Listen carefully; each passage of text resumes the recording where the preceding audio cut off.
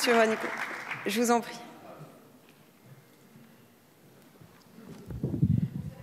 Oui, merci Madame la Présidente.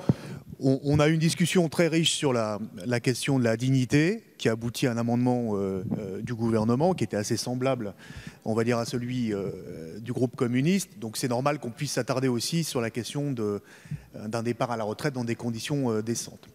Bon, le collègue Julien Borowczyk peut garder son ordonnance pour lui, surtout, et ses métaphores médicales, parce que bon là c'était quand même limite scatologique tout à l'heure. Mais par contre, ce qu'il a dit était très intéressant. Parce qu'il y a une petite musique qui consiste à dire l'indicateur d'espérance de vie en bonne santé est un indicateur fragile. Et j'ai toujours pas eu de réponse quand même de la part du gouvernement sur cette question-là.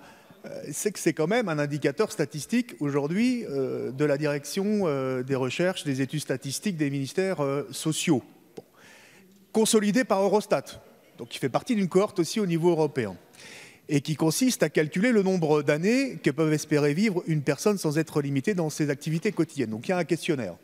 Alors on peut questionner le questionnaire, l'améliorer, 14 000 sur un échantillon, mais quand on vous dit avez-vous une maladie chronique, oui ou non?